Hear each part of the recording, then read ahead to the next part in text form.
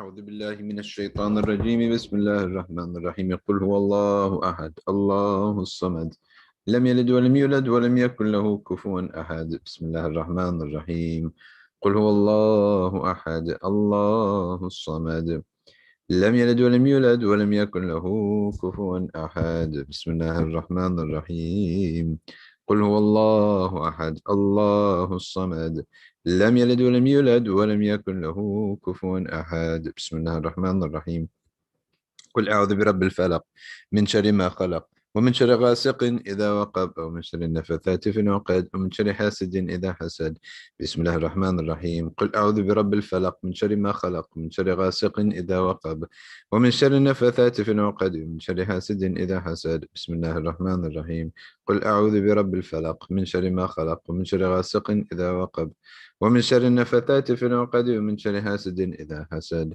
بسم الله الرحمن الرحيم. قل أعوذ برب الناس ملك الناس إله الناس من شر الوسواس الخناس الذي يوسوس في صدور الناس من الجنة والناس. بسم الله الرحمن الرحيم. قل أعوذ برب الناس ملك الناس إله الناس من شر الوسواس الخناس الذي يوسوس في صدور الناس من الجنة والناس. بسم الله الرحمن الرحيم. قل أعوذ برب الناس ملك الناس إله الناس من شر الوسواس الخناس الذي يوسوس في صدور الناس من الجنة والناس. ربي أعوذ بك من همزات الشياطين وأعوذ بك ربي أن يحضرون. ربي أعوذ بك من همزات الشياطين وأعوذ بك ربي أن يحضرون. ربي أعوذ بك من همزات الشياطين وأعوذ بك ربي أن يحضرون. أفحسبتم أنما خلقناكم عبثا وأنكم إلينا لا ترجعون. فتعالى الله الملك الحق لا إله إلا هو رب العرش الكريم. ومن يدع مع الله إلها آخر لا برهان له به فإنما حسابه عند ربه إنه لا يفلح الكافرون. وقل رب اغفر وارحم وأنت خير الراحمين. فسبحان الله حين تمسون وحين تصبحون وله الحمد في السماوات والأرض وعشيا وحين تظهرون. يخرج الحي من الميت ويخرج الميت من الحي ويحيي الأرض بعد موتها وكذلك تخرجون. أعوذ بالله السميع العليم من الشيطان الرجيم. أعوذ بالله السميع العليم من الشيطان الرجيم. أعوذ بالله السميع العليم من الشيطان الرجيم. لو أنزلنا هذا القرآن على جبل لرأيته خاشعا متصدعا من خشية الله وتلك الأمثال نضربها للناس لعلهم يتفكرون. هو الله الذي لا إله إلا هو عالم الغيب والشهادة هو الرحمن الرحيم. هو الله الذي لا إله إلا هو الملك القدوس السلام المؤمن المهيمن العزيز الجبار المتكبر سبحان الله عما يشركون. هو الله الخالق البارئ المصور له الأسماء الحسنى سبح له ما في السماوات والأرض وهو العزيز الحكيم. سلام على نوح في العالمين إنا كذلك نجزي المحسنين إنه من عبادنا المؤمنين. أعوذ بكلمات الله التامات من شر ما خلق. أعوذ بكلمات الله التامات من شر ما خلق. أعوذ بكلمات الله التامات من شر ما خلق. بسم الله الذي لا يضر مع اسمه شيء في الأرض ولا في السماء وهو السميع العليم. بسم الله الذي لا يضر مع اسمه شيء في الأرض ولا في السماء وهو السميع العليم. بسم الله الذي لا يضر مع اسمه شيء في الأرض ولا في السماء وهو السميع العليم. اللهم إني أصبحت منك في نعمة وعافية وستر فأتمم نعمتك علي وعافيتك وسترك في الدنيا والآخرة. اللهم إني أصبحت منك في نعمة وعافية وستر فأتمم نعمتك علي وعافيتك وسترك في الدنيا والآخرة. اللهم إني أصبحت منك في نعمة وعافية وستر فأتمم نعمتك علي وعافيتك وسترك في الدنيا والآخرة.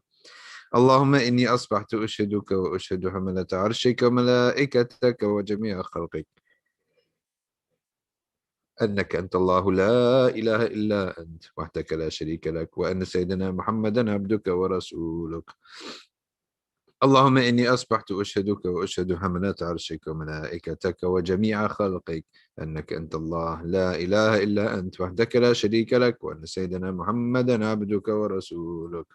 اللهم إني أصبحت أشهدك وأشهد حملة عرشك وملائكتك وجميع خلقك أنك أنت الله لا إله إلا أنت وحدك لا شريك لك، وأن سيدنا محمدا عبدك ورسولك.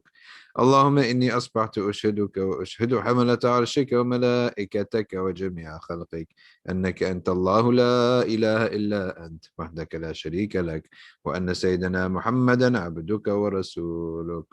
الحمد لله رب العالمين حمدا يوافي نعمه ويكافئ مزيدا. الحمد لله رب العالمين حمدا يوافي نعمه ويكافئ مزيدا.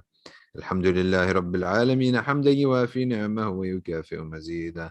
آمنت بالله العظيم وكفرت بالجبت والطاغوت واستمسكت بالعروة الوثقى لا انفصام لها والله سميع عليم. آمنت بالله العظيم وكفرت بالجبت والطاغوت واستمسكت بالعروة الوثقى لا انفصام لها والله سميع عليم. آمنت بالله العظيم وكفرت بالجبت والطاغوت واستمسكت بالعروة الوثقى لا انفصام لها والله سميع عليم. رضيت بالله ربا وبالإسلام دينا وبسيدنا محمد صلى الله عليه وآله وسلم نبيا ورسولا. رضيت بالله ربا وبالإسلام دينا وبسيدنا محمد صلى الله عليه وآله وسلم نبيا ورسولا. رضيت بالله ربا وبالإسلام دينا سيدنا محمد صلى الله عليه وآله وسلم نبيا ورسولا. حسبي الله لا إله إلا هو عليه توكلت وهو رب العرش العظيم. حسبي الله لا إله إلا هو عليه توكلت وهو رب العرش العظيم. حسبي الله لا إله إلا هو عليه توكلت وهو رب العرش العظيم. حسبي الله لا إله إلا هو عليه توكلت وهو رب العرش العظيم. حسبي الله لا إله إلا هو عليه توكلت وهو رب العرش العظيم. حسبي الله لا إله إلا هو عليه توكلت وهو رب العرش العظيم. حسبي الله لا إله إلا هو عليه توكلت وهو رب العرش العظيم. اللهم صل على سيدنا محمد وآله وصحبه وسلم. اللهم صل على سيدنا محمد وآله وصحبه وسلم. اللهم صل على سيدنا محمد وآله وصحبه وسلم. اللهم صل على سيدنا محمد وآله وصحبه وسلم. اللهم صل على سيدنا محمد وآله وصحبه وسلم. اللهم صل على سيدنا محمد وآله وصحبه وسلم. اللهم صل على سيدنا محمد وآله وصحبه وسلم. اللهم صل على سيدنا محمد وآله وصحبه وسلم. اللهم صل على سيدنا محمد وآله وصحبه وسلم. اللهم صل على سيدنا محمد وآله وصحبه وسلم. اللهم إني أسألك من فجاءة الخير وأعوذ بك من فجاءة الشر. اللهم أنت ربي لا إله إلا أنت خلقتني وأنا عبدك وأنا على عهدك ووعدك ما استطعت. أعوذ بك من شر ما صنعت أبوء لك بنعمتك علي وأبوء بذنبي فاغفر لي فإنه لا يغفر الذنوب إلا أنت. اللهم أنت ربي لا إله إلا أنت عليك توكلت وأنت رب العرش العظيم. ما شاء الله كان وما لم يشأ لم يكن ولا حول ولا قوة إلا بالله العلي العظيم. أعلم أن الله على كل شيء قدير وأن الله قد أحاط بكل شيء علما. اللهم إني أعوذ بك من شر نفسي ومن شر كل دابة أنت آخذ بناصيتها إن ربي على صراط مستقيم. يا حي يا قيوم برحمتك أستغيث ومن عذابك أستجير. أصلح لي شأني كله ولا تكلني إلى نفسي ولا إلى أحد من خلقك طرفة عين. اللهم إني أعوذ بك من الهم والحزن وأعوذ بك من العجز والكسل وأعوذ بك من الجبن والبخل أعوذ بك من غلبة الدين وقهر الرجال. اللهم إني أسألك العافية في الدنيا والآخرة. اللهم إني أسألك العفو والعافية والمعافاة الدائمة في ديني ودنياي وأهلي ومالي. اللهم استر عوراتي وآمن روعاتي. اللهم احفظني من بين يدي ومن خلفي وعن يميني وعن شمالي ومن فوقي وأعوذ بعظمتك أن أغتال من تحتي. اللهم أنت خلقتني وأنت تهديني وأنت تطعمني وأنت تسقيني وأنت تميتني وأنت تحييني وأنت على كل شيء قدير. أصبحنا على فطرة الإسلام وعلى كلمة الإخلاص وعلى دين نبينا محمد صلى الله عليه وآله وسلم وعلى ملة أبينا إبراهيم حنيفا مسلما وما كان من المشركين. اللهم بك أصبحنا وبك أمسينا، بك نحيا وبك نموت وعليك نتوكل وإليك النشور. أصبحنا وأصبح الملك لله والحمد لله رب العالمين. اللهم إني أسألك خير هذا اليوم، فتحه ونصره ونوره وبركته وده.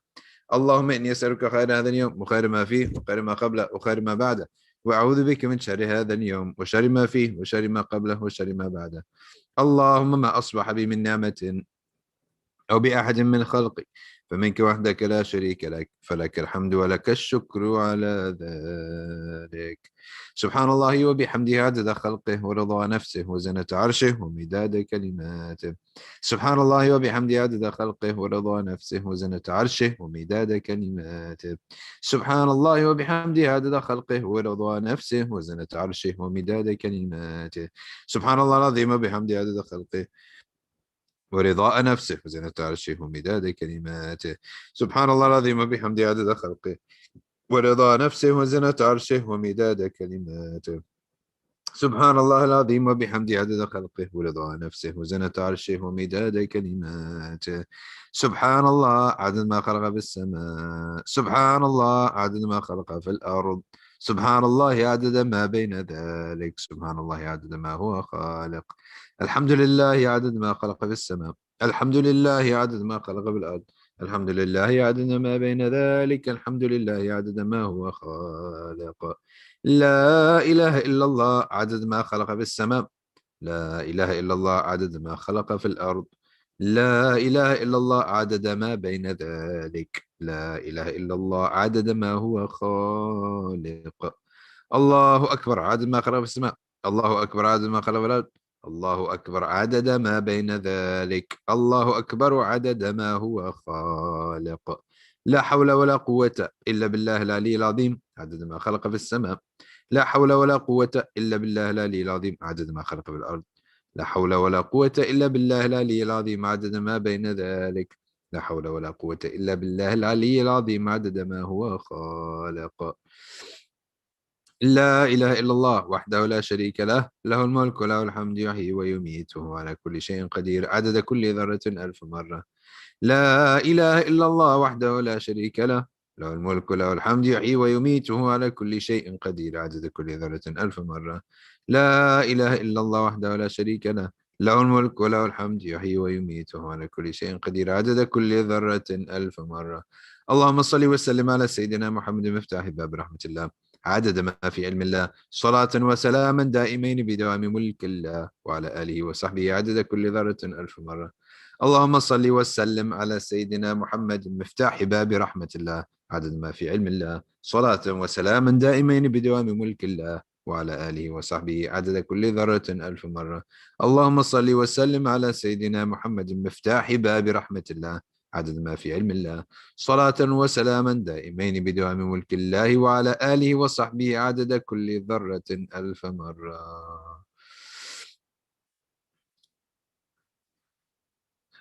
بسم الله الرحمن الرحيم. ياسين والقرآن الحكيم إنك لمن المرسلين على صراط مستقيم تنزيل العزيز الرحيم لتنذر قوما ما أنذر آباؤهم فهم غافلون لقد حق القول على أكثرهم فهم لا يؤمنون إنا جعلنا في أعناقهم أغلالا فهي إلى الأذقان فهم مقمحون وجعلنا من بين أيديهم سدا ومن خلفهم سدا فأغشيناهم فهم لا يبصرون وسواء عليهم أأنذرتهم أم لم تنذرهم لا يؤمنون إنما تنذر من اتبع الذكر وخشي الرحمن بالغيب فبشره بمغفرة وأجر كريم.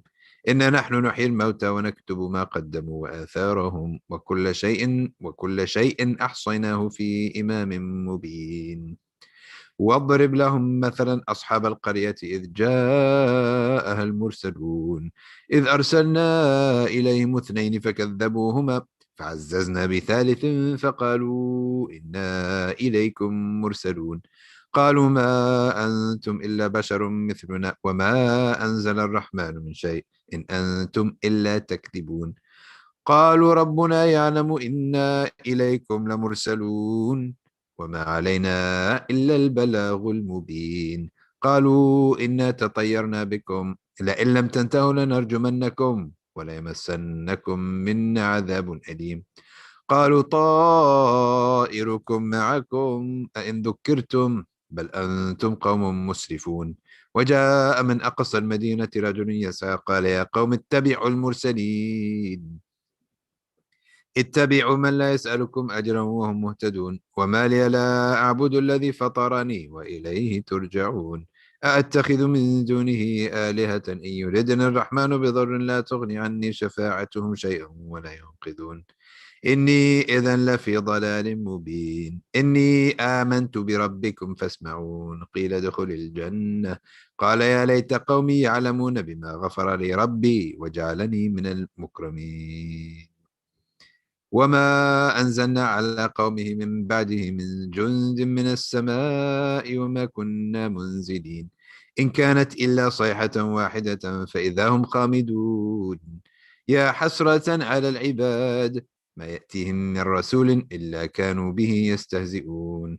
ألم يروا كم أهلكنا قبلهم من القرون أنهم إليهم لا يرجعون وإن كل لما جميع لدينا محضرون. وآية لهم الأرض الميتة أحييناها وأخرجنا منها حبا فمنه يأكلون. وجعلنا فيها جنات من نخيل وأعناب وفجرنا فيها من العيون ليأكلوا من ثمره وما عملت أيديهم أفلا يشكرون. سبحان الذي خلق الأزواج كلها مما تنبت الأرض من أنفسهم ومما لا يعلمون. وآية لهم الليل نسلخ منه النهار فإذا هم مظلمون. والشمس تجري لمستقر لها ذلك تقدير العزيز العليم. والقمر قدرناه منازل حتى عاد كالعرجون القديم. لا الشمس ينبغي لها أن تدرك القمر ولا الليل سابق النهار وكل في فلك يسبحون. وآية لهم أنا حملنا ذريتهم في الفلك المشحون وخلقنا لهم من مثله ما يركبون وإن نشأ نغرقهم فلا صريخ لهم ولا هم ينقذون إلا رحمة منا ومتاعا إلى حين. وإذا قيل لهم اتقوا ما بين أيديكم وما خلفكم لعلكم ترحمون. وما تأتيهم من آية من آيات ربهم إلا كانوا عنها معرضين.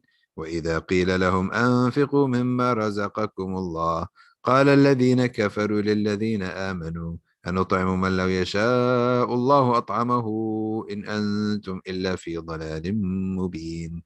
ويقولون متى هذا الوعد إن كنتم صادقين ما ينظرون إلا صيحة واحدة تأخذهم وهم يخصمون فلا يستطيعون توصية ولا إلى أهلهم يرجعون.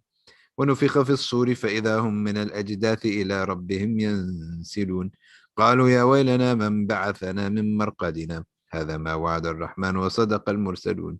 إن كانت إلا صيحة واحدة فإذا هم جميع لدينا محضرون. فاليوم لا تظلم نفس شيئا ولا تجزون إلا ما كنتم تعملون. إن أصحاب الجنة اليوم في شغل فاكهون هم وأزواجهم في ظلال على الأرائك متكئون لهم فيها فاكهة ولهم ما يدعون سلام قولا من رب رحيم. وامتازوا اليوم أيها المجرمون. ألم أعهد إليكم يا بني آدم ألا تعبدوا الشيطان إنه لكم عدو مبين وأن اعبدوني هذا صراط مستقيم. ولقد أضل منكم جبلا كثيرا أفلم تكونوا تعقلون. هذه جهنم التي كنتم توعدون اصلوها اليوم بما كنتم تكفرون. اليوم نختم على أفواههم وتكلمنا أيديهم وتشهد أرجلهم بما كانوا يكسبون. ولو نشاء لطمسنا على أعينهم فاستبقوا الصراط فأنى يبصرون. ولو نشاء لمسخناهم على مكانتهم فما استطاعوا مضيا ولا يرجعون. ومن نعمره ننكسه في الخلق أفلا يعقلون.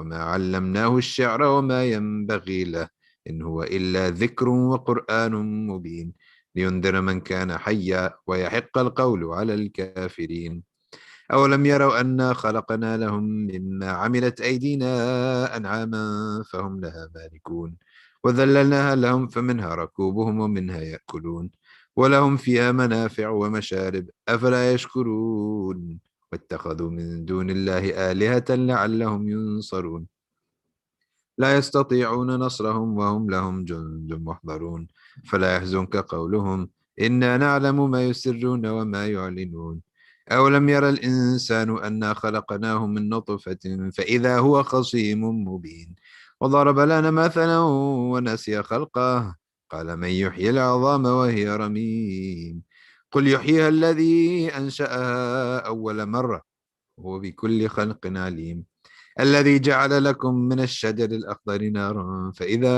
أنتم منه توقدون أوليس الذي خلق السماوات والأرض بقادر على أن يخلق مثلهم بلى وهو الخلاق العليم إنما أمره إذا أراد شيئا أن يقول له كن فيكون فسبحان الذي بيده ملكوت كل شيء وإليه ترجعون اللهم إنا نستحفظك ونستودعك أدياننا وأبداننا وأنفسنا وأهلنا وأولادنا وأموالنا وكل شيء أعطيتنا اللهم اجعلنا وإياهم في كنفك وأمانك وعياذك من كل شيطان مريد وجبار عنيد وذي بغي وذي حسد ومن شر كل ذي شر إنك على كل شيء قدير اللهم جملنا بالعافية والسلامة وحققنا بالتقوى والاستقامة وأعذنا من موجبات الندامة إنك سميع الدعاء اللهم اغفر لنا ولوالدينا وأولادنا ومشايخنا وإخواننا في الدين وأصحابنا ولمن أحبنا فيك ولمن أحسن إلينا والمؤمنين والمؤمنات والمسلمين والمسلمات يا رب العالمين وصل اللهم على عبدك ورسولك سيدنا ومولانا محمد وعلى آله وصحبه وسلم وارزقنا كمال المتابعة له ظاهرا وباطنا في عافية وسلامة برحمتك يا أرحم الراحمين آمنت بالله صدق الله مولانا العظيم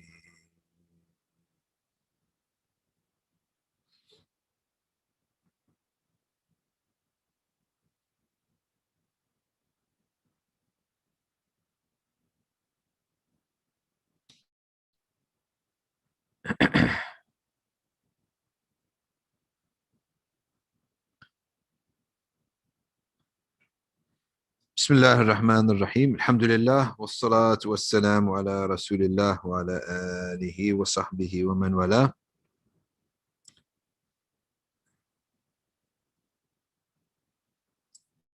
Couple things that I want to talk about right off the bat. First of all, some of you are converts, and some of you are non-Arabic from non-Arabic speaking countries. In fact, the majority of Ahl al-Islam these days are from non-Arabic speaking countries.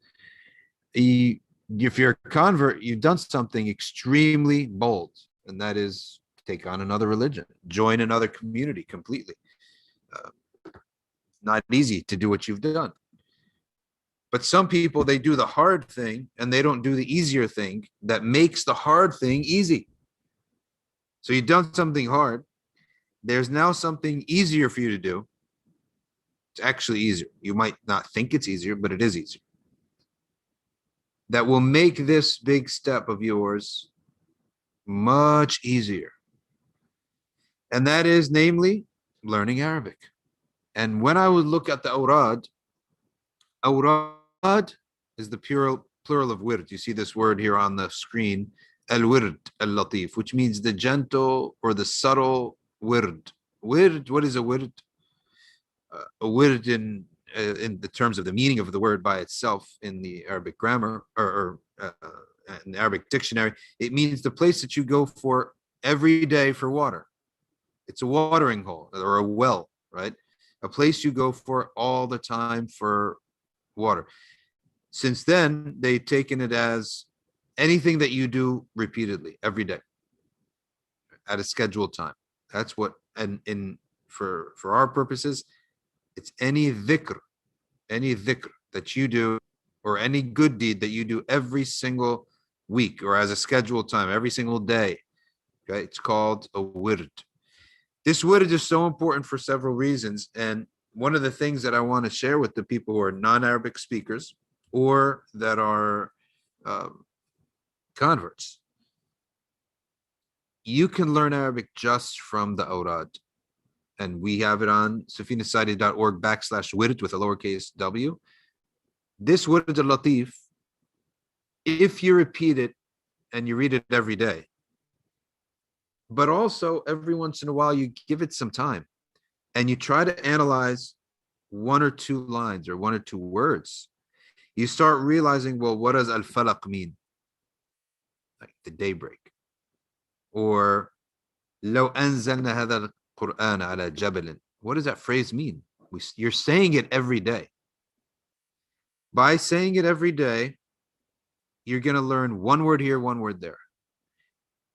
You're going to memorize the word. التكرار يعلم الحمار.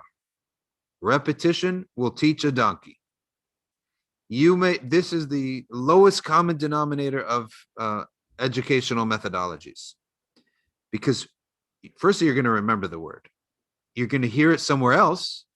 Because you say it every day, you're going to hear it somewhere else. You're going to, oh, that's the word from the Word al-Latif. What does it mean? Or you hear that same word in a different sentence.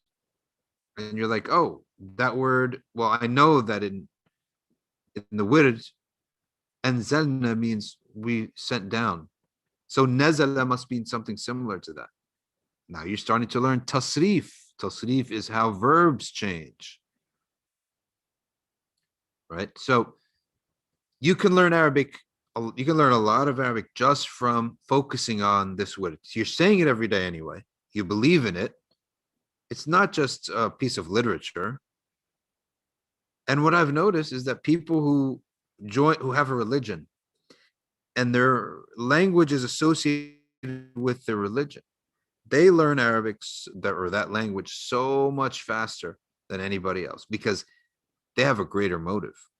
And it's connected to liturgy, right? The word liturgy means prayers that are repeated, that are said all the time, right? Which is why the Quran is a far greater liturgical text than the Bible. As the Bible reads like a history book. It starts at the creation and it goes all the way down and it's filled with this repetitive lineages. Whereas the Quran does not have a specific order like that. Quran does not begin with the creation and goes down. The Quran has so many themes running through one surah. The Quran, it speaks to you, it speaks about you, and it speaks it speaks through you. What do I mean by that? It means the voice of the Quran is changing within the same verse, within the same surah. The voice meaning, am I the speaker? Is Allah the speaker? What's happening here?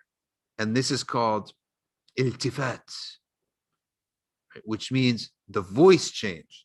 First person, second person, third person. Alhamdulillah Rabbil Alameen, Ar-Rahman Ar-Rahim, Malik Yawmiddin. Allah is telling us about himself. And then, Iyyaka na'budu wa iyyaka nasta'in. Oh, I'm the speaker here. Suddenly in this ayah, Iyyaka, now you're the speaker. So you were the listener and you were being told about Allah. Now you're the speaker. So this is called iltifat. It's when the voice changes. And this, one of the things it does, it wakes up the person who's in a state of ghafla, because as you're reciting, your mind drifts off. And then all of a sudden, hold on, I'm the speaker now, and I'm asking for something in this verse. So it makes you pay attention. The Quran will have verses of law, and then it'll have a story, and then it'll have a prayer, and then it'll have a description of, let's say, the heavens or the earth. Completely different themes. completely different genres. And that makes it impossible to really just to be predictable. Even people who have memorized the Quran, they've memorized it. Their mind, if your mind is on a certain wavelength of, let's say, dua, you're going to be waiting for those verses. If your mind is on the wavelength of contemplation, you'll be waiting for those verses. Those verses will wake you up. And so we're in a constant state of change in the Quran that it makes it impossible to be a predictable book that I know, okay, I'm at the beginning, then I'm going to go at the middle, then I'm going to go at the end. Just like a movie, it has to go from introduction of the main character, and then it builds up to the problem. It gives you the context, then it builds up to the problem. And then there's the third act, which means basically that this is where the main actor, the protagonist looks like he's finished. The protagonist looks like he's cooked, and then he somehow survives. And then you have the resolution, and then you have your, nice little cute moment, and then the credits roll. Every movie follows this script. You can't do anything else. And anytime they do, it's just been confusing. You have to follow the script. It's predictable. So the Quran is not like that. So by having awrad, it's going to be the foundation and the basis of your learning of Arabic. I've seen it so many times. People who are absolutely terrible students, but they're devoted to Allah. Then they recite the awrad. They recite the awrad not to learn Arabic. They recite the awrad to feel close to Allah. And that's why we recite awrad. We want to feel the protection. Just like, why do you wear an undershirt? You don't wear an undershirt because you believe in undershirts. You wear an undershirt because it makes you feel warm. Otherwise, you're going to feel weird. The clothes that you put on top might be scratchy. It might be transparent. Right? So it's a far more instinctual behavior. And anytime your behavior is emotional and instinctual, it's more long lasting and it's deeper. And that's what awrad are. Dhikr in general, deen in general. That's why deen attracts everybody. It doesn't just attract someone who's smart or someone who's theologically inclined to study, nature of the universe and cosmology. No, it's instinct. This feels right. And that's why the fitra, the inherent nature of a person, is the most important and the strongest source of our iman. If it's pure, nothing can stop it. You can bring me up and down. You know in your heart that there's Allah, and you feel great when you obey Him, and you feel miserable when you don't. And there's nothing better than getting a sign that Allah is pleased with you. And to get that sign, you'll do anything. I'll do it again. Well, what is it? Ibadah, I'll do it. Worship, I'll do it. Sacrifice, I'll do it. Whatever it is. That's how Allah made us. Fitrat Allah, allati fatara an-nas alayha. It's the inherent nature by which Allah created us. So when that's your driving force, when fitra and instinct and emotion is your driving force, it's an unstoppable force. Only problem with this is that it's not transferable. You can't transfer it to somebody else. You can't say to somebody, listen, you have to do this because I feel it was great. Well, if we're all Muslims together, fine, you can say that. But you can't tell a non-believer, you say, listen, oh my gosh, I just know this is true. Sometimes that doesn't work. Sometimes they need a reason. And in fact, the best form of dawah is just demonstration. What do I mean by that? The demonstration that your results are superior to their results. And so why should I become a Muslim? Sometimes you say, look, I'm not going to tell you why. Look at my life. It's working. Look at yours. It's not. That's one of the best ways. Look at my life. Am I on any intoxicants? No. Do I have any children out of wedlock?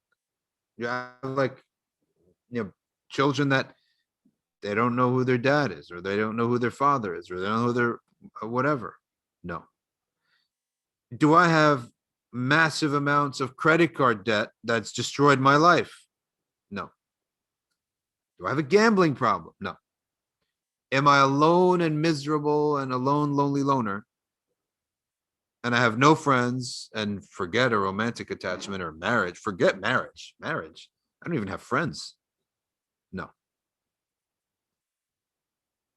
Do I have all the various types of emotional ailments that go along with loneliness and failure in life? No. But you have like a ton of these and more. So the best dawah, I'm telling you, the best of all dawahs is really for people to just, with their own eyes, say, it's working for him and it's not working for me. My health is terrible because I smoke, I drink, do all these things. I'm in credit card debt because there are no riba rules and no, discipline, no preaching of discipline against this excessive just spending for no reason and materialism. I have no recourse to go to anybody for help. I wouldn't even know where to go or to a book for help or anything. This is the best of all dawah. And until we do that, we don't have a leg to give dawah. And that's, unfortunately, this really only works at individual levels. Because if you scale out, zoom out, let's say, okay, if that's the case, let's look at, if this is the case, then if you have a place where there are 1 million Muslims, 100 million Muslims, that should be the best country versus 100 million non-believers. Because if you're saying, hey, look at my life, it's all put together really well, and yours is in shambles, it's working. So by extension, I should say, okay, then logic deems that if there's an entire country of you Muslims, it should be a great country. So let's take a look at them. Where do we got? Morocco, Libya, Tunisia, Egypt. We're going from west to east. Egypt, okay, Iraq, and then we're going to Afghanistan. We're jumping a little bit here. Then we'll go to Pakistan. I don't see any crisp countries here. I don't see any countries I would want to go and stay in, and I feel like I can trust the court system and trust the economy, etc. And that's why we're a fitna. ربنا لا تجعلنا فتنة للذين ظلموا. Allah says in Surah Al-Hashr, because the guarantee that your life will be put together is an individual guarantee to everyone who آمنوا وعملوا الصالحات. لنحيينه حياة طيبة. Every person who believes and does righteous deeds, guaranteed. You can be in the Great Depression. You can be in the most rotten countries in the world. Allah Ta'ala will ensure, will make sure you have a good life. You're happy and you're living well. He will make sure of this. This is a divine promise. لَنُحْيِيَنَّهُ حَيَاةً طَيِّبَةً. We will make sure he lives, we'll give him a great life. Now, unfortunately, when you go to those countries, they're not practicing their Islam. And as a result, لَهُمْ مَعِيشَةً ضَنْكًا. They have a miserable life. Dunk. I love this word, not because of the word itself, but it truly matches with the emotion that the meaning is supposed to relay. The meaning is misery, right? Dunk. You just feels like your life stepped in some dung, manure, or waste. It feels like that when you say that word, dunk. And that's how Allah describes people who went away from his path. Muslims, not talking about not just the non-believers, the Muslims. And that's why we have those countries are rotten. And we have to be honest with ourselves and not emotional about, oh, it's my country, it's my homeland, it's my heritage. It's your heritage? Then why are you here? Because someone in your lineage described, I don't want my kids raised up in that rotten old country. You can't get a job. If you get a job, you get robbed. No, there's no recourse in the court of law. I have a relative. He was at the time maybe 7 years old. He went to change money at the bank. 2 official people said, sir, we need you to come walk with us. They put him in a car. They did an about face on him. They told him, give us all your money. he thought they were like working for the bank or something. He's old. He gets robbed, a couple $1,000. He goes to report them to the police station. He finds the guys at the police station. He's sitting there. Oh, come sit and wait in this room. He's waiting in the room. Minutes pass, an hour pass, the second hour, he's sitting there waiting. He sees the guys who robbed him walk right into the police station. They work for the police. And you're telling me, oh, don't talk bad about our countries. Can we be honest? You're not going to succeed unless you're honest. All right. If you really love those countries, I want you to go raise your kids there and let them go and live there. No, you go there, you have a nice emotional trip there that's just like, okay, we went to the homeland, etc. And on your way back, see kids, say Alhamdulillah. You turn the water on and it runs. If the water doesn't run, you call the company and they come and fix it. You flick the light and the light is on. There's no shut the power off because we have to save energy. Random power outages. I got interviewed by a guy from Nigeria. All of a sudden, the interview went dark. I said, "Are you there?" He said, "Yeah. I'm going to operate on my phone battery because we just have to shut the electricity off every 6 hours. We have to shut the electricity off in the whole." I was, "What are you talking about? You're in the capital city. Yeah, we have to shut the electricity off. Every part of town gets electricity for 6 hours and then it's off for 6 hours. How do you have a refrigerator? How does this work? Explain to me exactly what do you do with your milk?" "Oh, well, whatever we do, we do. We got to deal with it." "Well, I got to deal with it. I got to think about my milk every 6 hours. How do you succeed? How are you going to do anything?" And you say, "Oh, subhanAllah, they're so poor and yet they're so happy." That's all just coverage. You're covering over what we call khiba wa balawi, failure of nations. You're covering it over. But see, look how patient they are and wear the same shoes and for 15 years and he's got holes in his shoes, yet he's smiling. You're just covering it up. You would not want this for your own kid. Ever. And the reason is this is a proof of the Quran that whosoever goes away from my path, we give them a miserable life. And unfortunately, very good people suffer in the process. Innocent people suffer. These guys, 19-year-olds from Nigeria is a great guy. And he's got to deal with this nonsense. Why? Because this is a promise of Allah. And yet there are some people in those countries, they're a minority. If they were a majority, then the whole country would be good, right? But they're a minority. So the practice of Islam, when we don't practice it, we're the biggest fitna. We are the biggest fitna. I tell a convert, "Oh, I want to go to an Islamic country." No, you don't. First, why don't you hang out with us here first for a little bit until you get established in your Islam so we can explain a couple things to you about our own ummah. Ummah that is, its own worst enemy. And Islam is growing despite the ummah, not because of, despite. So on the positive side, we're a religion now, which I truly believe Islam, it's a religion of individuals and clusters of friends and families. It's just, that's what it is. Because in the large scale of things, the ummah, the overall ummah, it doesn't represent it. But the individuals and families, it does represent. So we're a religion of individuals and family. And that's why it could work very positively. It could work as an individual. You say, "Listen, look at me, I'm practicing it, and look what it's done for my life." I'm not going to sit here explaining to you why Allah exists and why the Prophet's true and the Quran is the word of Allah. Just look at my life.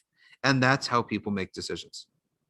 There's an amazing poem that was actually not written in Arabic. It was written in some other language, translated.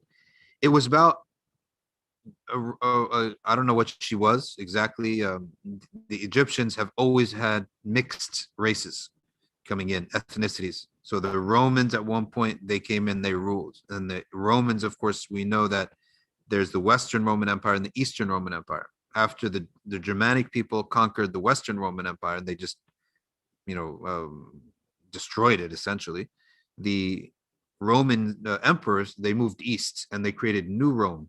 New Rome was renamed by one of his very early leaders, Constantinople, by Constantine. He named it after himself.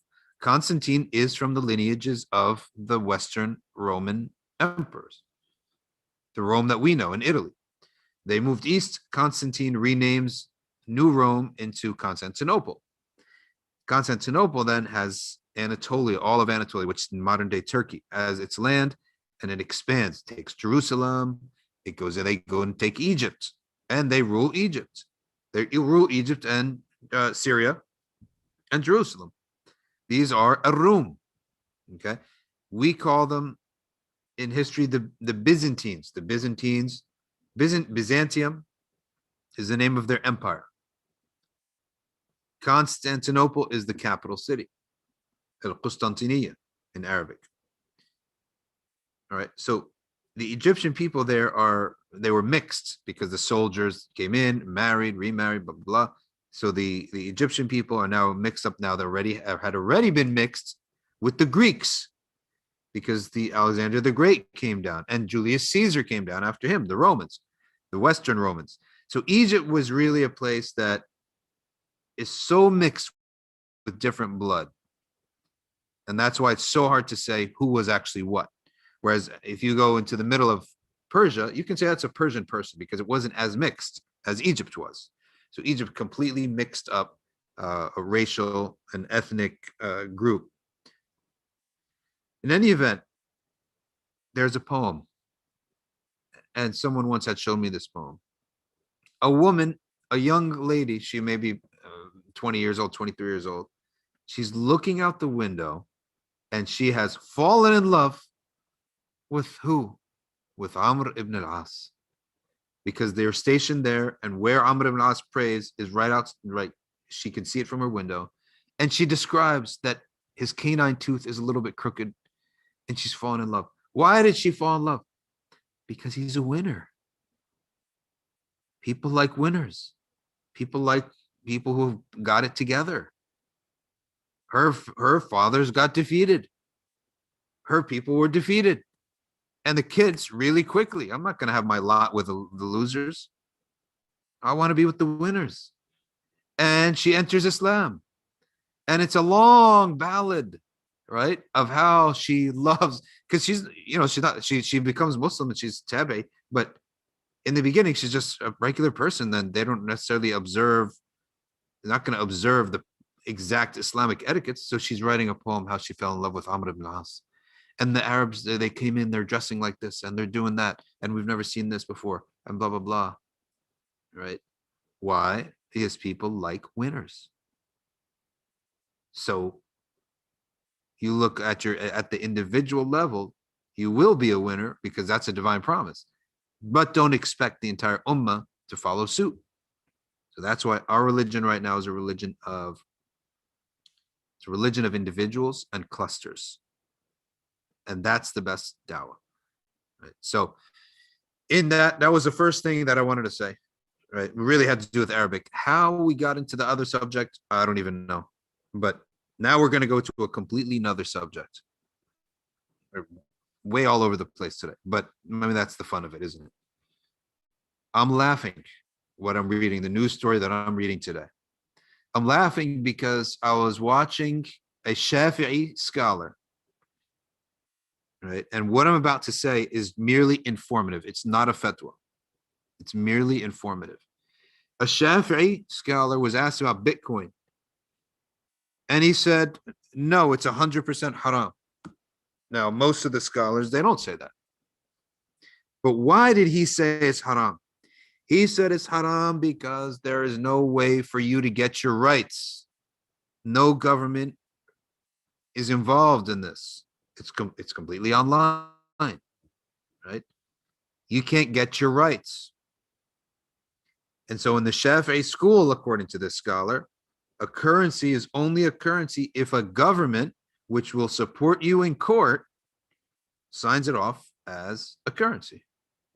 All right, some people said, well, I treat it as a stock, not as a currency. In any event, that's not the debate. But it's funny to see the Sharia, at least an opinion of the Sharia, come into play. Listen to this. A Turkish kid is 24 years old.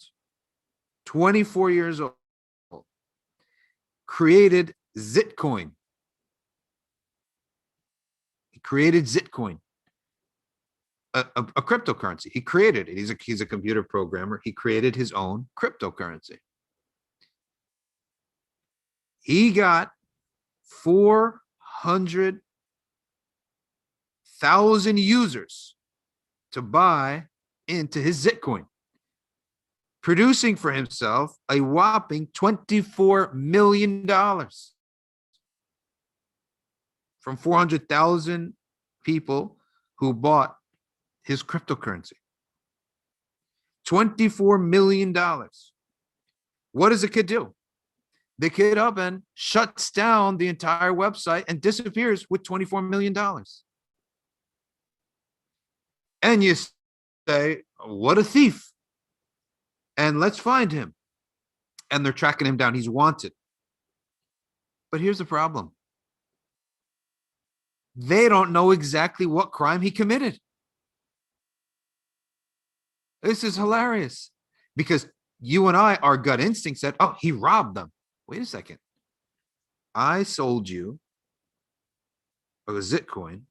I emailed you back a document that says you own a Zitcoin. What the heck is a Zitcoin, right? It's an abstraction. It's all based on confidence. I sent you back a document that says you own the Zitcoin. What do you want from me? They don't know what to charge him. What crime was he actually committed? How hilarious is this? Just going to show you that as much confidence that people have in crypto, this is a textbook case that just all you could do is sit there and just shake your head and laugh because no one has an answer what crime was committed. You bought into it. Here it is. It's a number. Okay. And it's a document. You own it. Oh my gosh. You can't find the kid. I don't know if they're ever going to find the kid. They do know that somehow there's some information about the kid, obviously, because they're telling us he's 24 years old. And there is a whole slew of people copycatting this guy. And they're creating exchanges too. Now the exchange is a lot more than the currency, the crypto. Another one, 30,000 users were scammed, and there were $2 billion of losses. But again, what is the crime? There is no such crime on the books. I'm just laughing. And Recep Tayyip Erdogan has called for swift regulation of all cryptocurrencies, warning that there is a rising number of copycat pyramid schemes in the crypto markets. You just have to laugh. I'm telling you. This is no different than the people said, send us your money. We'll name a star out in space for you. All right. What the heck is that? You get a document that says you own a star. Oh my gosh. Honestly, really hilarious. Let's move on to part 3 of our talk. We took the first thing we talked about the Arabic, and then we got into Dawah somehow, and then this hilarious crypto story that you have to be careful of. And now let's go to chapter 3, part 3 of our morning session here with it's Fath al-Bari by Ibn Hajar al-Asqalani. New chapter on the eye service. Interesting translation for showing off. Now, riya, and the love of reputation, as-sum'ah. Riya is you want to be seen in a certain light, and as-sum'ah is you want to have a reputation of a certain kind. Now, riya is of two types. One of them is deadly and the other is unbecoming. Which one is deadly and which one is unbecoming? The unbecoming riya is showing off things of this world. So you come in, take a look at my suit, and you come in showing off your suit, and you think you're so fancy because you got a nice suit on. Or you come in and you're driving a new car, and you roll up and you make sure it makes noise and everyone sees it, and you show off all of that stuff. This is Adam al-Muru'a. It's sinful, but it's not deadly in the sense that it will affect your aqidah and your heart. It affects, of course, your heart, but not in the doctrinal way. Which riya is deadly is to worship Allah subhanahu wa ta'ala in the hopes that others will see you. Because now, rather than using the dunya to increase your ego, you're using the deen to increase your ego. And you're forgetting about Allah. So you have associated a partner in your worship in reality. So even officially you didn't. I mean, you're saying La ilaha illallah. You didn't officially associate a partner. But in practice, you have a second motive when you're claiming to prostrate to Allah and to worship Allah. You do have a second motive. And that's where Allah subhanahu wa ta'ala says this is the hidden polytheism. Bowing to Allah and worshiping Allah and giving charity and doing all this volunteer work. Reality is you want somebody else to look at you and say, wow, amazing job. Right? So that is the definition of riya. Memorize it, know it.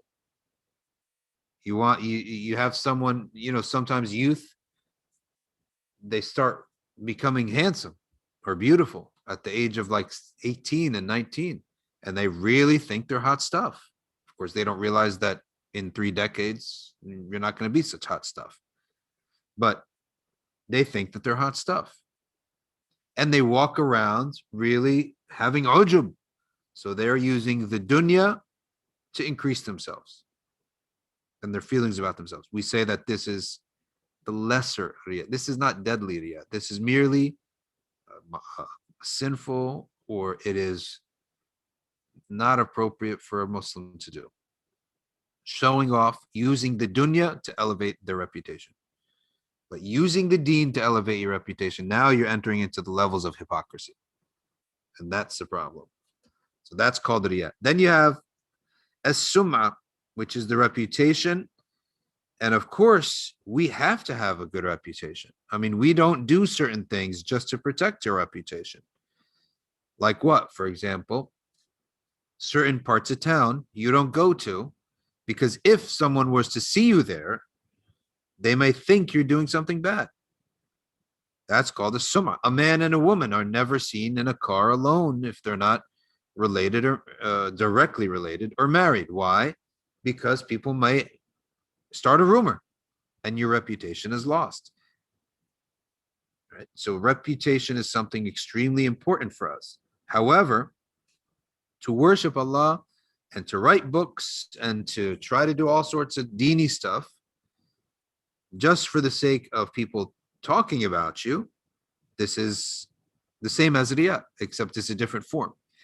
Rather than being seen, you want to be talked about. To love that people talk about you. Right. That's a summa. So Imam al-Ghazali said, it means to seek a position in people's hearts by making a show of praiseworthy qualities. Why would you want a position in people's hearts? You're actually just, now you got to keep it up. So you exhaust yourself. You got to keep it up.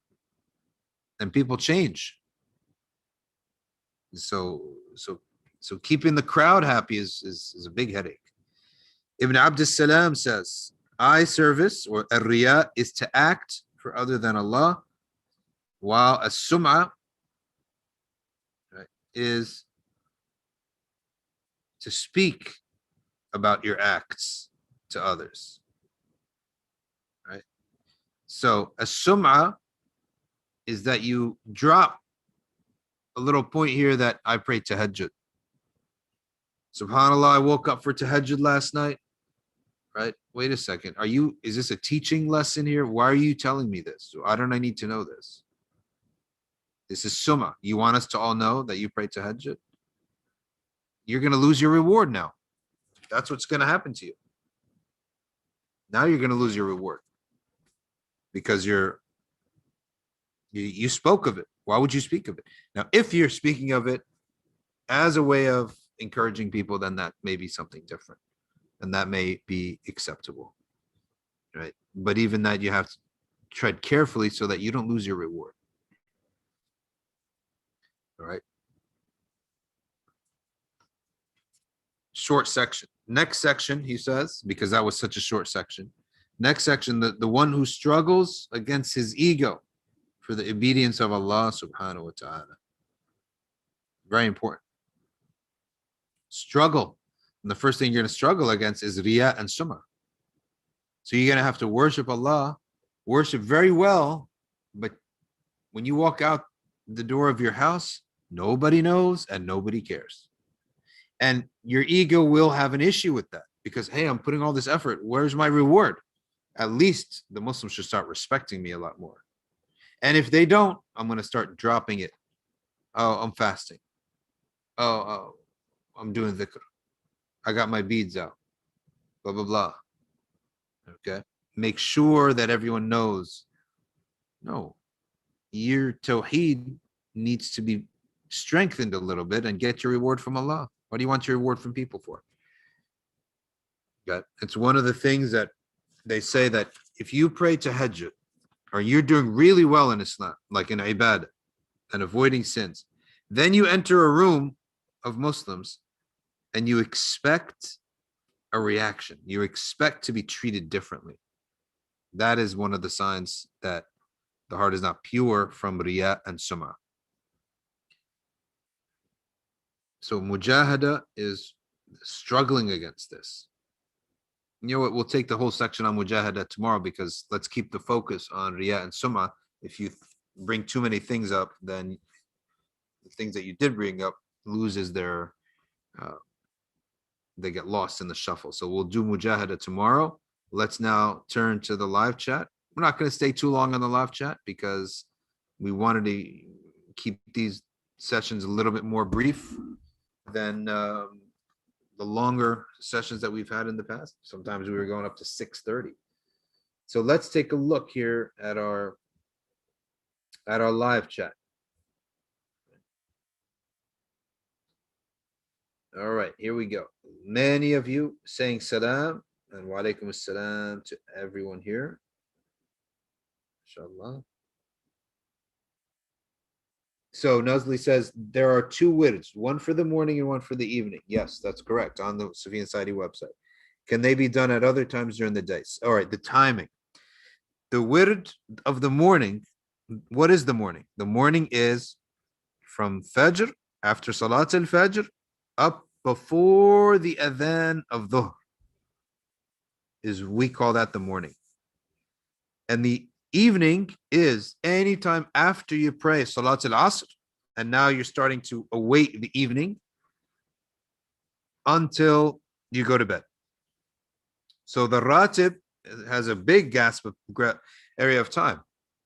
The Ratib can be said anytime after Salat al-Asr up to when you go to bed. And the Wird al-Latif can be said from Fajr until before the adhan of Dhuhr. That's how it works. Do we have to be a member of the Sufyan site in order to access these words? No, they're publicly. This is from Samreen Altaf. They're out on the website, sufyansaidi.org/wird with a lowercase w, W-I-R-D. And they're on the YouTube channel too. So if you, it's a beautiful thing, a recitation on the YouTube channel. If you don't know how to recite it, you can have it there. It's on SoundCloud as well. So the recitations are there. And on YouTube, it's the recitation with the words and the translation. So we try to make it really easy for people to get accustomed to saying the awrad. There's their protections for you. These are more important for you than breakfast. Kenza says, I say that to converts all the time. The idea of Muslim countries is it's just an ideal. It's something that's been lost. It's sad because we're our own worst enemies. Hassan Siddiqui says, so we see the destruction of the Muslim Ummah. Totally. Syria, Yemen, Palestine. So many Muslims wait for Imam Mahdi. There seems to be no other way to be united.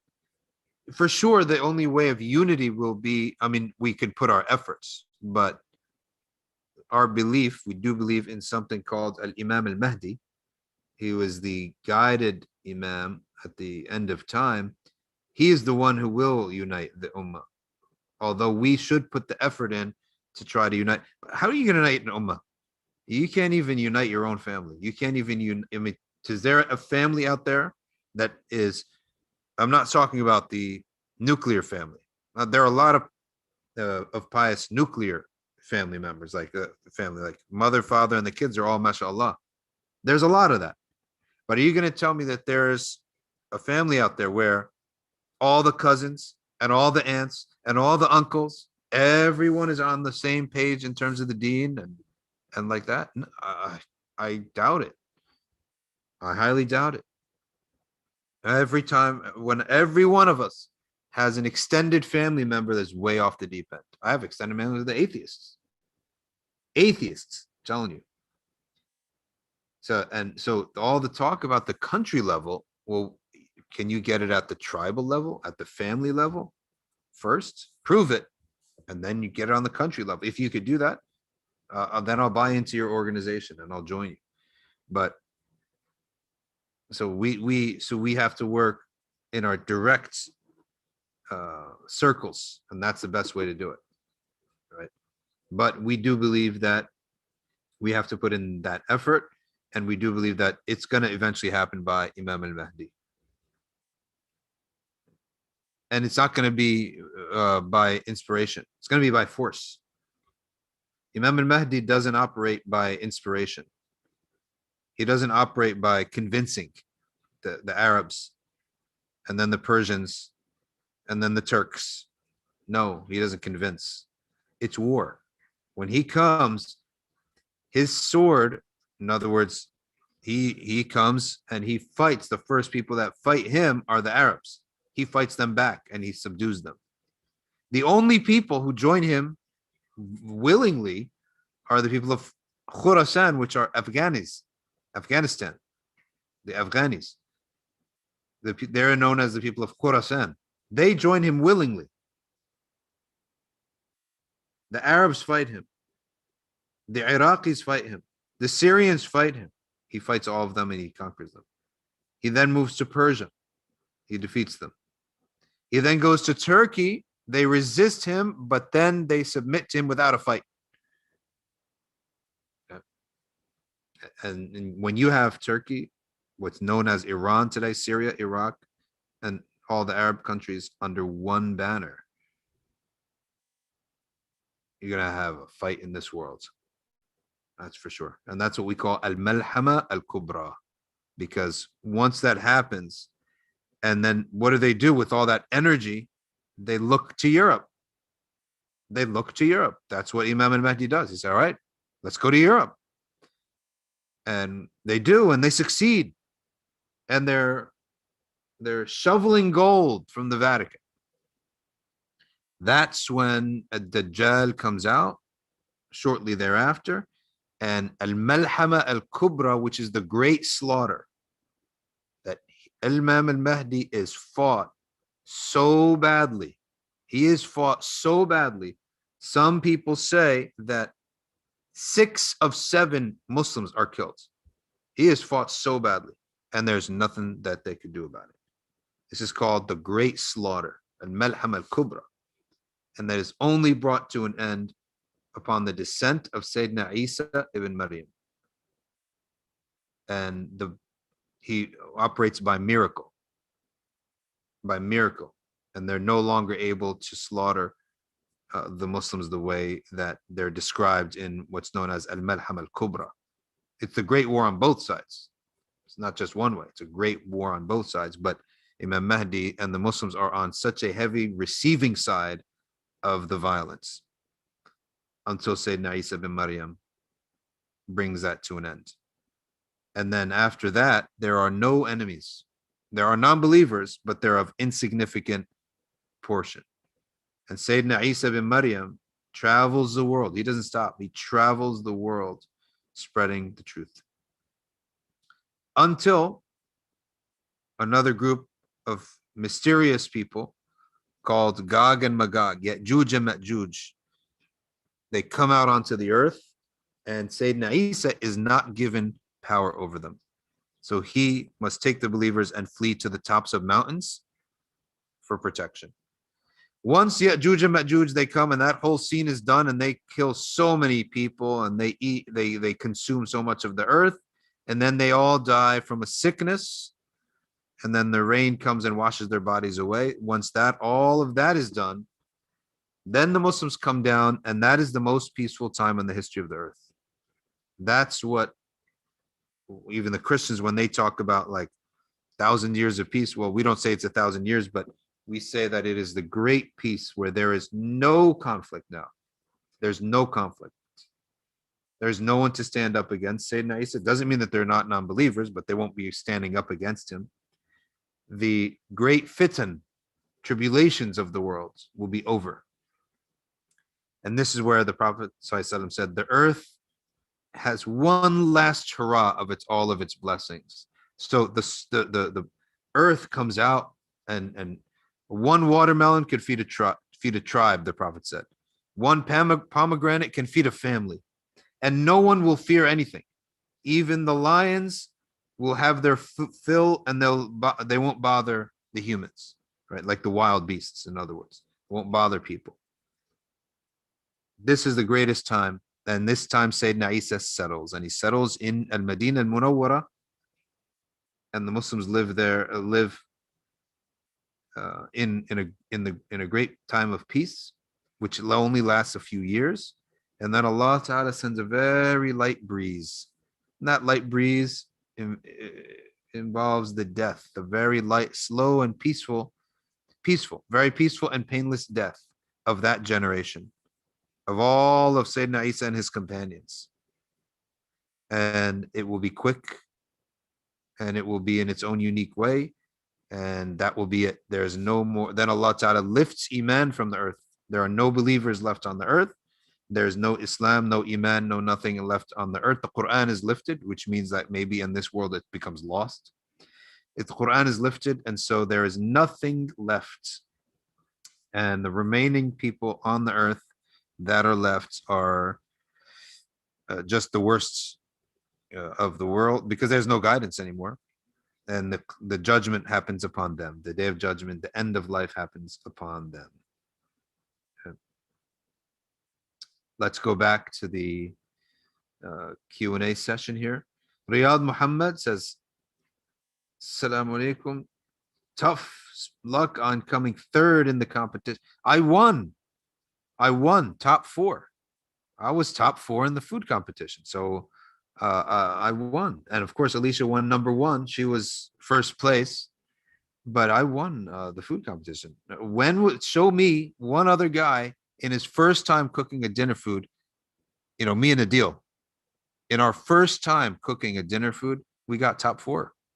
So I said, Adil, like, we got top 4. No one else has done this before. We done something that nobody else did.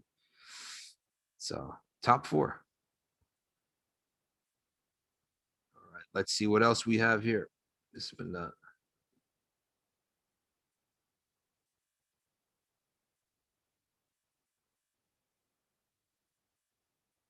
Aisha Mukhtar is from England, and she says, Assalamu alaikum. So would you say one of the ways to manage riyah is to increase secret acts of worship?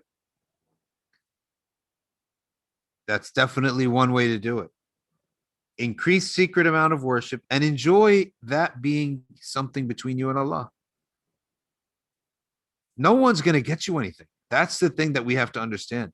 Nobody's going to get us anything. The power is all in Allah's hand. So people, we all want stuff. We want things in life, right? We want feelings and we want material things too. No one's going to get it for us. The people cannot protect us. They cannot increase us. They can't get us anything. And so seclusion and learning to develop this happiness while alone with Allah is the solution. Nazli says, what are the protections of the morning and evening adhkar? Do you know many people who do them daily? Yes, I know many people. Anyone who is serious in the deen, we always encourage them. One of the first things that are encouraged are the awrad, morning and evening. You never miss it. Never, ever miss one. That's how we operate. Such thing as missing your wird. You can't miss it. They all do it. And it becomes so quick to say the wird, right? That they say it sometimes, like pray Fajr. Let's say you prayed Fajr in the masjid, you drive back 7 minutes, 4 minutes, 5 minutes. You say it in the car. Say part of it, right after Fajr. Then as everyone's leaving, say the rest of it. They say it so quickly, but with focus. But why? Because it's like Allah has blessed it now. It's just part of your tongue. Your tongue just has gotten used to it. Some people, they pray the Salat al-Fajr. They have memorized it. So they say the rest of it, right? Like before they rest up again. You can say it while you're in your bed. So the protections are from black magic, protection from hasad, protection from the worst of all things, which is misguidance, going astray. That's the worst thing. Protection from harms coming to your family.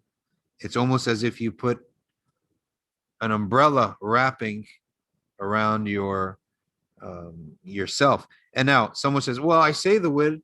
Are you saying that people who say the word never have tribulations? No, they have tribulations. But what's the impact of the tribulation? What's the effects of the tribulation? You have a tribulation, but the impact is limited. Just like putting a seatbelt on and having an airbag doesn't mean you're not going to get in an accident. But when you do get an accident, it's a lot less harmful because you're protected. And that's the protection. There's so many protections of your wealth, of people giving you evil eye. All those are protections inside the awrad. Gaining of wealth, rizq, that's the istighfar that's there. Next question, Sohaib Awam says, would the new trend of posting pictures of organizations giving charity being a form of riyah, particularly when the people are posing with the poor receivers? That question comes up a lot, and there is no one answer to it. It all goes back to what is intended by that. If they're intending to show you, the donor, this is your money at work, then it's okay. But if it really goes back to the individual intention, because we do know that Sayyidina Umar ibn al-Khattab, he said, I'm going to give such and such in sadaqah, right? Sayyidina Umar did that. And so what was his intention in doing that? His intention was to encourage. So that's where it could. Now, taking a picture with the recipient, if he permits it, fine. I think that's not a problem. If the recipient permits it. All right, let's go to Fatima Bamba's question, maybe related to Amadou Bamba. We never hear much about Africans during the end times. Are there hadiths about which side of the battle we will fall? Well, you want to hear one thing about the Africans? I've heard that Imam al-Mahdi is part African. I'm not even kidding about that. That he's an Arab, but he's mixed with East African. And Allah knows best if that's true. He is a full Arab, full through and through, but the Arabs, they're mixed. If you go to Yemen, you will see so many different types of faces, because in South Yemen, they've intermingled with three continents. First continent is East Africa.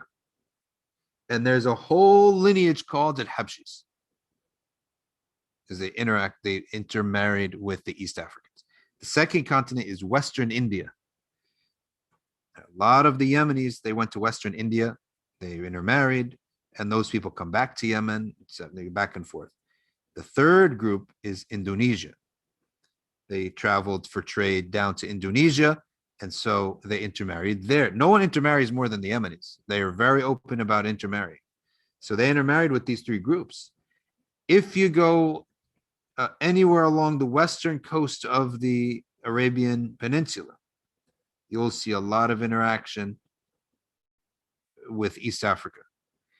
And it was, this is not knowledge. This is not from the Prophet ﷺ. This was just a saying that a wali, one of the people that we consider, hopefully, is one of the awliya, and he says he has a lot of mukashafat.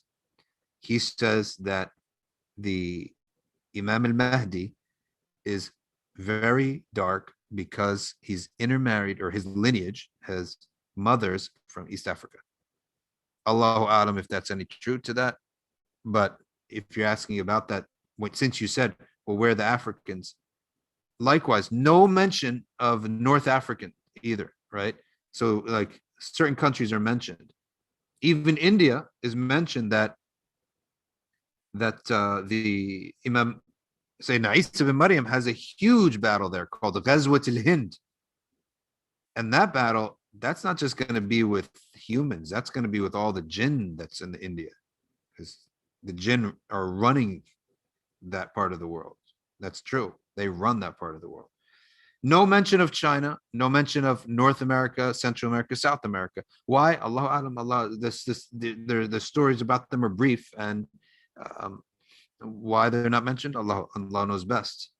But they definitely are part of the world, so they're going to be involved, right? There will be involvement from somehow North America, Central America, and South America. We'll see. All of Egypt has no mention in the end of times. Whereas it's a big piece of history. I mean, Sayyidina Musa was there. Prophet Yusuf was there, right? Before him. And of course, it was conquered by the companions. But no mention at all in the end of times. All of North and West, all of the continent of Africa, all the continent of Europe is unmentioned, except one part that Imam Mahdi goes to Rome, right? But non-mentioned does not mean that there won't be involved. So we'll see what happens. We will see what happens. And some people say you should not wish to be part of it, and Allah knows best, because of how severe the fitna is and how dangerous the Dajjal is. The Dajjal tempts people away from their religion. Even some person says, I just want to go look. He's finished. He's finished. That's what they say. They say, don't even look. Don't even examine it. Don't get curious about al-Masih al-Dajjal, because his abilities that Allah has given him to tempt the people are so heavy, so serious, and so powerful. Why? Well, Allah is only going to give Sayyidina Isa to those whose iman can withstand the temptation of the Dajjal. So is purifying the ranks so that when Sayyidina Isa comes down, he can get momentum, and there's a reverberation with him. Everyone's in line with him. Everyone has full faith in him. No mixed bag. There is no mixed bag. Everyone is with him, ready to go. The entire ummah is there with Sayyidina Isa, ready to go. Many people see Imam al-Mahdi. Oh, he's winning. He's conquering. We want to be part of him because we want to be with the conquering army or the conquering people. So that's not true iman, though. So Allah sends the Dajjal to remove the hypocrites from the ranks of the ummah. So when Sayyidina Isa comes down, he's able to amplify everything because everyone around him is a believer. So that's the wisdom of why the Dajjal exists, is a form of purification for the Ummah, to remove the hypocrites. Very scary. All right, everyone. جزاكم الله خيرا. سبحانك اللهم وبحمدك نشهد أن لا إله إلا أنت نستغفرك ونتوب إليك. والعصر إن الإنسان لفي خسر إلا الذين آمنوا وعملوا الصالحات وتواصوا بالحق وتواصوا بالصبر. والسلام عليكم ورحمة الله.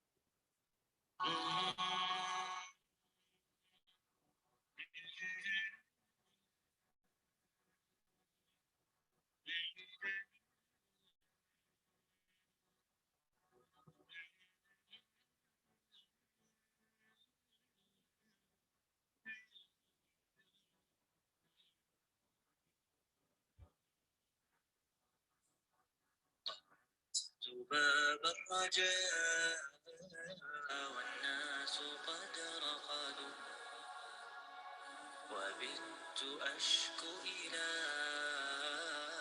مولاي ما أجد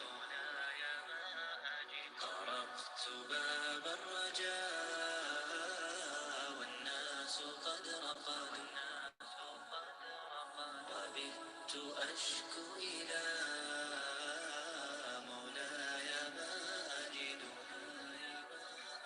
وقلت يا أملي في كل نائبة